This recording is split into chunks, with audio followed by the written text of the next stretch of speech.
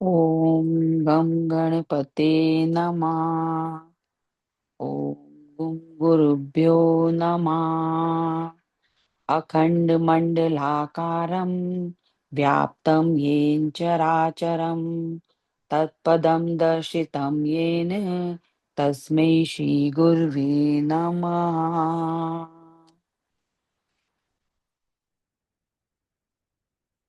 त्रिपुरा रहस्य का अध्याय 9। आज हम अध्याय 9 का पाठ करेंगे। इसका नाम है हेमचूर्ण ने कैसे अपने मन का विश्लेषण और अंतर में गहराई से प्रवेश कर आत्म साक्षात्कार प्राप्त किया। जब हेमचूर्ण ने अपनी पत्नी के दृष्टांत का कहानी का अर्थात वास्तविक अर्थ समझा, तो वह आनंद और आश्चर्य से भर गया। उसने प्रेम और प्रसन्नता से गदगद होकर उससे कहा, हे प्रिय, तुम वास्तव में धन्य हो, अत्यंत बुद्धिमती भी।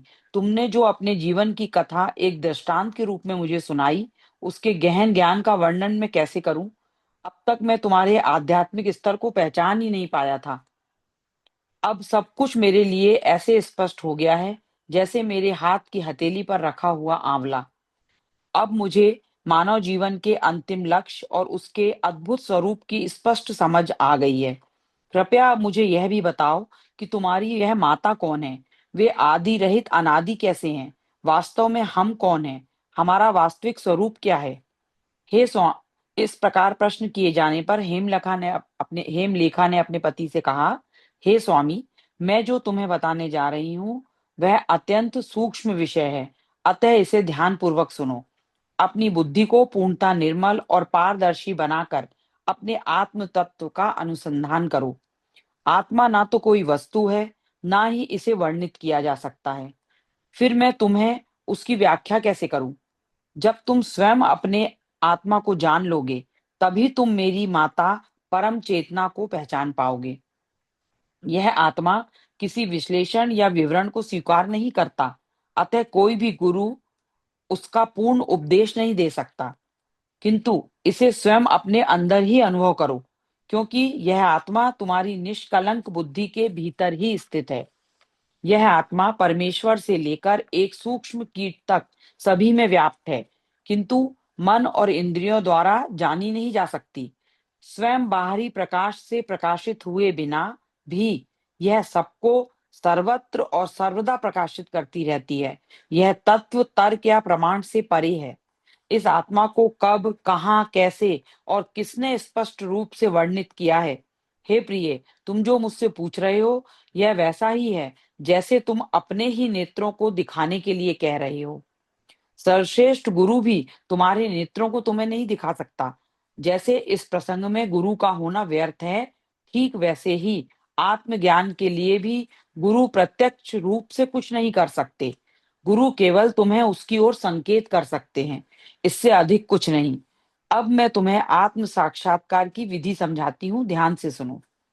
जब तक तुम स्वयं को मैं और मेरा की भावनाओं, जैसे मेरा घर, मेरा शरीर, मेरा मन, मेरी बुद्धि आदि से युक्त समझते रहोगे, तब तक तुम्हें आत्मा प्राप्त नहीं होगी, क्योंकि आत्मा इंद्रियों और मन की पहुंच से बाहर है और उसे मेरा आत्मा मानकर भी जाना नहीं जा सकता।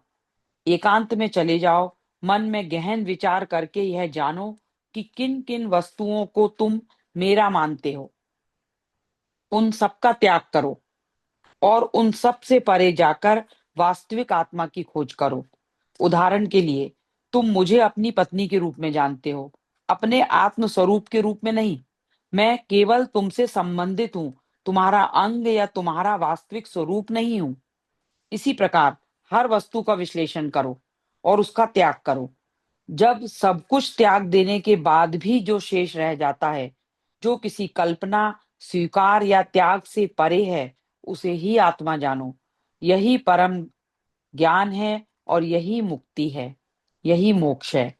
अपनी पत्नी के इन निर्देशों को सुनकर हेमचूर्ण तुरंत अपने आसन से उठा, घोड़े पर सवार हुआ और नगर से दूर निकल गया।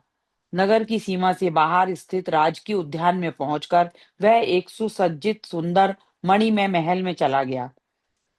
उसने अपने परिचारकों को विदा कर दिया और द्वारपालों को आज्ञा दी, जब तक मैं ध्यान और चिंतन कर रहा हूँ, तब तक कोई भी व्यक्ति, चाहे वह मंत्री हो, राज्य के वृद्ध पुरुष हो, स्वयं महाराज ही क्यों ना हो, इस महल के अंदर प्रवेश ना करें।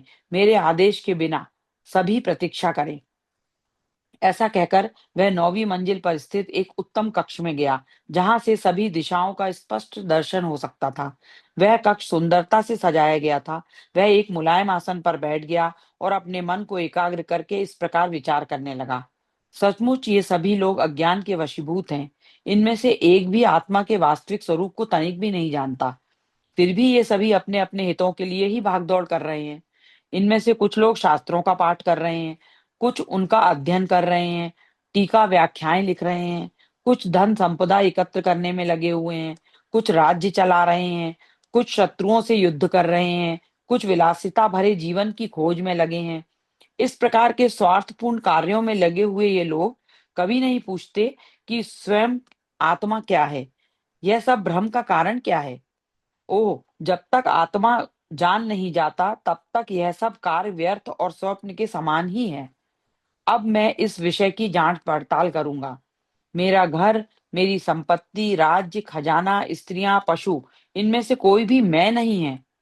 यह सब तो केवल मेरे हैं। मैं निश्चित रूप से अपने शरीर को आत्मा समझता हूँ, परंतु यह शरीर केवल मेरा एक उपकरण ही है। मैं तो राजा का पुत्र हूँ, सुंदर अंगों और गौण वर्ण वाला हूँ। इसी प्रकार अन्य लोग भी इस शरीर को ही मैं समझते हैं। इस प्रकार विचार करते हुए उसने शरीर पर चिंतन किया। वे शरीर को मैं के रूप में स्वीकार नहीं कर पाए और उससे ऊपर उठकर विचार करने लगे। यह शरीर मेरा है, मैं नहीं। यह रक्त, मांस और हड्डियों से बना हुआ है और हर क्षण परिवर्तनशील है। यह शरीर जो निरंतर परिवर्तित होता रहता है, मैं जो निरंतर अपरिवर्तित हूँ, कैसे हो सकता हूँ? यह शरीर एक जड़ वस्तु की तरह लगता है। यह मुझसे उतना ही भिन्न है, जितना जागृत अवस्था का शरीर स्वप्न अवस्था के शरीर से भिन्न होता है। मैं शरीर नहीं हो सकता, प्राण शक्ति भी मैं नहीं है, मन और बुद्धि भी स्पष्ट रूप से मेरे उपकरण हैं, अतः वे भी मैं नहीं है। शरीर से लेकर बुद्धि तक इनमें से कोई भी वस्तु मैं नहीं हो सकती। इसमें टिप्पणी है बीच में।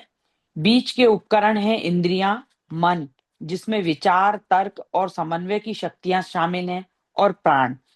मैं सदैव जागरूक हूं, लेकिन मैं उस शुद्ध चेतना की अवस्था को अभी तक स्पष्ट रूप से क्यों नहीं अनुभव कर पाया? इसका कारण मुझे स्पष्ट नहीं है, हेमचूर्ण ने विचार किया। वस्तुओं का ज्ञान इंद्रियों द्वारा ही होता है, अन्यथा नहीं। जीवन प्राण का अनुभव स्पर्श से होता है और मन का बोध बुद्धि से। पर बुद्धि का ज्ञान किसके द्वारा होता है, यह मैं नहीं जानता। अब मैं देख रहा हूं कि मैं सदा चेतन और जागरूक हूं। उस शुद्ध जागरूकता का स्पष्ट बोध अन्य बाहरी अनात्म तत्वों द्वारा बाधित हो रहा है। अतः अब मैं इन बाहरी कल्पित वस्तुओं का चिंतन नहीं करूंगा। ये मेरे मानसिक कल्पना के बिना प्रकट नहीं हो सकती, और प्रकट हुए बिना ये आत्मा के प्रकाश को बाधित नहीं कर सकती। इस प्रकार विचार करते हुए हेमचूर्ण ने बलपूर्वक अपने विचारों को रोक दिया। उसी क्षण उसका मन रिक्त शून्य अवस्था में चला गया। उस समय उन्हें लगा कि यही आत्मा है, लेकिन इससे वह अत्यंत प्रसन्न हो उठा। उसने पुनः कहा, मैं इसे फिर से अनुभव करूंगा। ऐसा कहकर वह पुनः ध्यान में लीन हो गया। मन की अस्थिरता इस प्रकार दृढ़ता पूर्वक नियंत्रित कर लेने से उसने तत्काल एक अपार तेजो में प्रकाश देखा, जिसका कोई परिमाण और सीमा नहीं थी। पुनः मानव चेतना जागृत अवस्था में लौटकर उसने आश्चर्य से सोचा, यह कैसे हो सकता है? यह अनुभव तो स्थायी नहीं है। आत्मा तो एक ही है, अनेक नहीं। अतः मैं इसे पुनः अनुभव करने का प्रयास करता हूँ। ऐसा कहकर वह फिर ध्यान में उतर गया। इस बार वह गहरी निद्रा में चला गया, जिसमें उसने अनेक विलक्षण स्वप्न देखे। जागने पर वह अत्यंत व्याकुल होकर विचार करने लगा, यह कैसे हुआ? मैं निद्रा से अभिभूत होकर स्वप्न देखने लगा। पहले जो मैंने अंधकार और फिर प्रकाश देखा था, वह भी स्वप्न ही होना चाहिए। स्वप्न मन की कल्पनाएं ही हैं, तो मैं इनसे कैसे पार जाऊं? ऐसा सोचकर उसने पुनः कहा, मैं पुनः अपने विचारों को रोक कर देखता हूँ। ऐसा कहते हुए वह फिर अपने भीतर ध्यान में उतर गया। उसका मन कुछ देर के लिए शांत हो गया और उसे लगा जैसे वह आनंद में डूब गया हो। कुछ समय बाद मन पुनः सक्रिय हो गया। वह अपनी पूर्व अवस्था में लौट आया। अब उसने पुनः चिंतन किया, यह सब क्या है? क्या यह स्वप्न है या मन का कोई भ्रम है? मेरा अनुभव सत्य प्रतीत होता है, किंतु यह मेरी कल्पना से भी परे है। यह आनंद इतना विशिष्ट क्यों है और अब तक मेरे सभी पूर्व अनुभवों से पूरी तरह भिन्न है? मेरे पूर्व अनुभवों का सर्वोच्च सुख भी अभी अभी अनुभव किए गए आनंद के सूक्ष्मांश की भी बराबरी नहीं कर सकता। यह स्थिति निद्रा जैसी थी, क्योंकि मैं बाहरी संसार से अनभिज्ञ था, किंतु साथ ही एक अद्भुत आनंद भी था। पर इसका कारण स्पष्ट नहीं है, क्योंकि उस समय कोई भी वस्तु आनंद देने वाली नहीं थी। यद्यपि मैं आत्मा का अनुभव करना चाहता हूं, पर उसे स्पष्ट रूप से अनुभव नहीं कर पा रहा। संभवतः मैं आत्मा का अनुभव करता हूं और साथ ही अंधकार, प्रकाश, स्वप्न, सुख जैसी अवस्थाएं भी देखता हूं। अथवा ये अवस्थाएं आत्मा के साक्षात्कार की प्रक्रिया के चरण हैं। यह बात मुझे स्पष्ट रूप से समझ में नहीं आती। मैं इस गूढ़ बात को अपनी विदुषी पत्नी से पूछता हूँ। ऐसा निश्चय करके राजकुमार ने द्वारपाल को आज्ञा दी कि वह हेमलेखा को उसके पास आने को कहे। लगभग 1.5 घंटे में वह राजमहल की सीढ़ियां चढ़ती हुई आकाश में गतिशील रात्रि की देवी चंद्रमा के समान वहां आई। उसने अपने पति राजकुमार को पूर्ण शांति, एकाग्रता और प्रसन्नता की अवस्था में देखा। वह तुरंत उसके समीप गई और उसके पास बैठ गई। उसके निकट आते ही राजकुमार ने आंखें खोली और उसे अपने निकट बैठे देखा।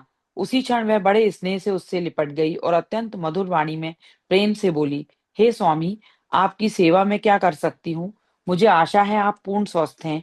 कृपया मुझे बताएं, आपने मुझे यहाँ क्यों बुलाया है? इस प्रकार कहे जाने पर राजकुमार ने उत्तर दिया, हे प्रिय, तुम्हारी सलाह के अनुसार मैं एकांत स्थान में गया और वहां आत्मा के स्वरूप का अनुसंधान कर रहा हूँ।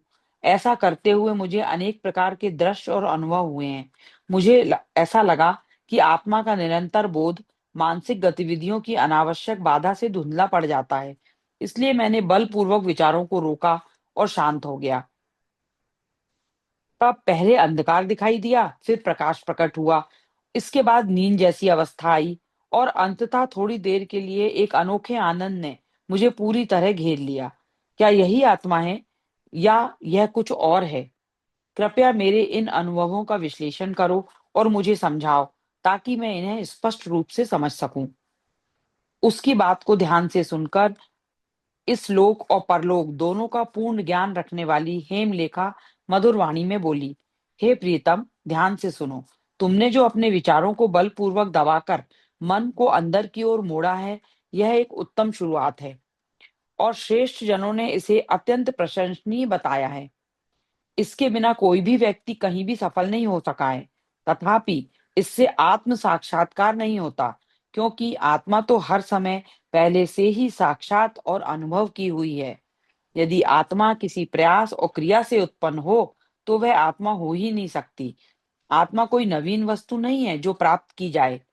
जो वस्तु पहले से अपने पास नहीं हो, उसी को प्राप्त किया जाता है, उसी की प्राप्ति होती है। क्या ऐसा कोई क्षण है जब आत्मा आत्मा ना रही हो? मन के नियंत्रण से भी आत्मा नहीं प्राप्त होती। इसे समझाने के लिए मैं तुम्हें एक उदाहरण देती हूँ। ठीक उसी प्रकार जैसे किसी अंधकारपूर्ण स्थान में रखी हुई वस्तुएं अंधेरा हटाकर दीपक से प्रकाशित होने पर स्पष्ट हो जाती हैं और तब ऐसा लगता है कि वे पुनः स्मृति में वापस आ गईं। जैसे कि कोई भ्रमित व्यक्ति अपना खोया हुआ बटुआ भूल जाता है, लेकिन जब मन शांत और स्थिर हो जाता है, तो उसे उसका स्मरण हो जाता है और वह कहता है कि मुझे मेरा खोया हुआ बटुआ मिल गया है। हालांकि वह स्थिर मन उस बटुए का कारण नहीं था, बटुआ तो पहले से ही था। ठीक उसी प्रकार मन का नियंत्रण आत्मा की प्राप्ति का कारण नहीं है। आत्मा तो सदा विद्यमान ही है, परंतु मन को नियंत्रित करने के बाद भी तुम आत्मा को स्पष्ट रूप से अनुभव नहीं कर पाते, क्योंकि तुम आत्मा से परिचित नहीं हो। जैसे कि कोई साधारण ग्रामीण व्यक्ति राजमहल के अत्यंत चमकदार प्रकाश से प्रकाशित सभागार को पहली बार देखकर उसकी भव्यता को ठीक ठाक नहीं समझ पाता, क्योंकि वह उस व्यवस्था से परिचित नहीं होता। ठीक उसी प्रकार तुम भी आत्मा के साक्षात्कार से वंचित रह जाते हो। प्रिय, ध्यान से सुनो। अपने विचारों को नियंत्रित करने के बाद तुम्हें एक शून्य अंधकार दिखाई दिया था। विचारों के नियंत्रण के ठीक बाद, उस अंधकार के प्रकट होने से ठीक पहले के छोटे से अंतराल में एक ऐसी अवस्था विद्यमान रहती है जो विचारों के नियंत्रण और अंधकार की अनुभूति, इन दोनों से मुक्त है। उसी अवस्था को निरंतर पूर्ण और पारमार्थिक आनंद की अवस्था समझो। सभी व्यक्ति उस अवस्था को लेकर भ्रमित रहते हैं, क्योंकि उस उनका मन सदा बाहर की ओर जाने का आदी हो चुका है। चाहे व्यक्ति कितना ही विद्वान, चतुर और तीक्ष्ण बुद्धि क्यों ना हो, फिर भी वह बाहर खोजता रहता है, बार बार असफल होता है और उस दिव्य स्थिति में स्थिर नहीं रह पाता। इस अवस्था को ना जान पाने के कारण वे दिन रात दुख भोगते रहते हैं।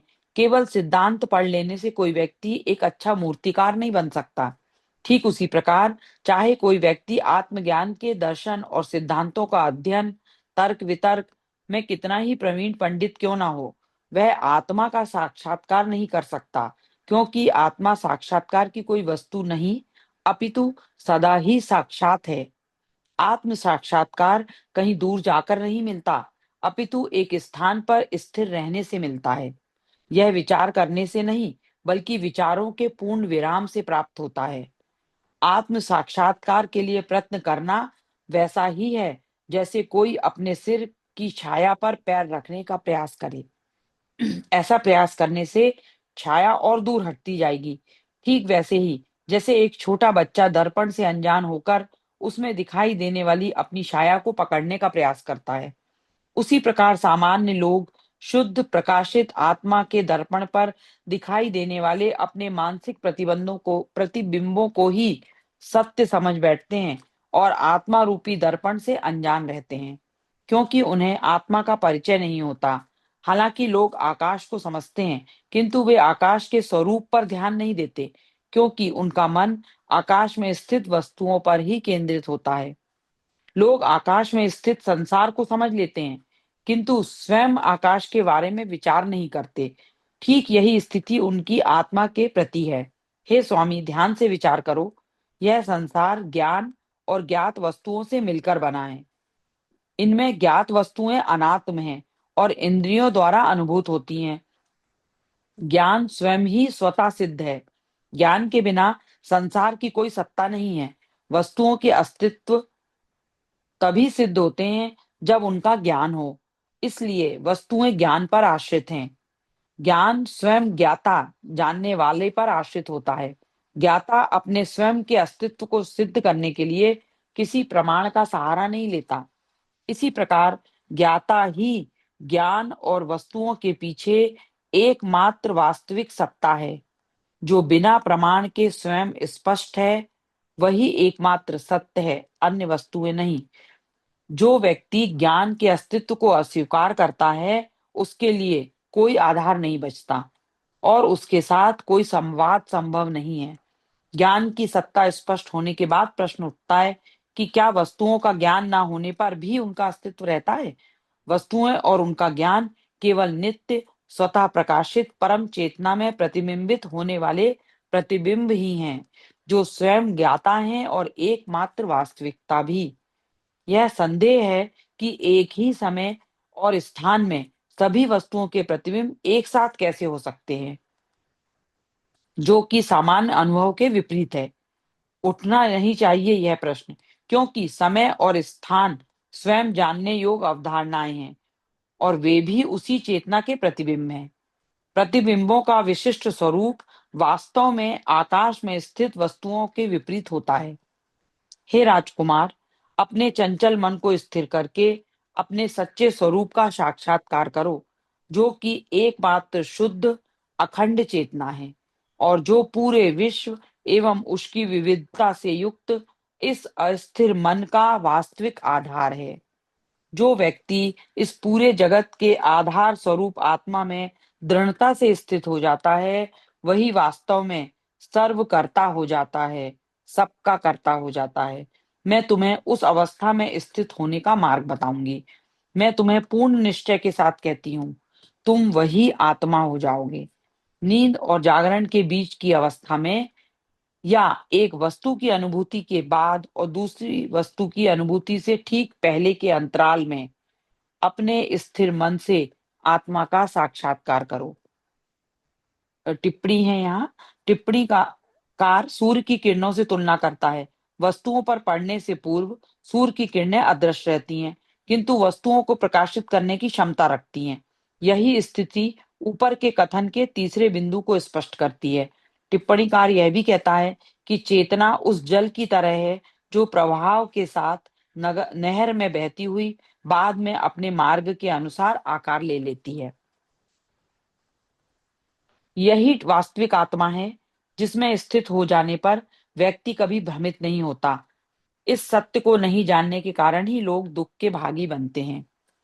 आकार, स्वाद, गंध, स्पर्श, शब्द, दुख, सुख, प्राप्ति का प्रयास, प्राप्त की गई वस्तु, इनमें से किसी का भी उस परम तत्व में कोई स्थान नहीं, जो सबका आधार है, जो सभी वस्तुओं में विद्वान होकर भी उनसे भिन्न एवं परे है। वही परम तत्व, परम ईश्वर है, और जो इस ब्रह्मांड का सृजन, पालन और संहार करता है, वही सनातन अस्तित्व है। अब अपने मन को बाहरी वस्तुओं की ओर ना जाने दें, इसे भीतर की ओर मोड़ें, थोड़ा सा नियंत्रण करें और अपने वास्तविक स्वरूप आत्मा की ओर सतत जागरूकता से देखते रहें। सदैव स्मरण रखो कि अनुसंधान करने वाला स्वयं ही समस्त सत्ता का सार है और आत्माओं की आत्मा है।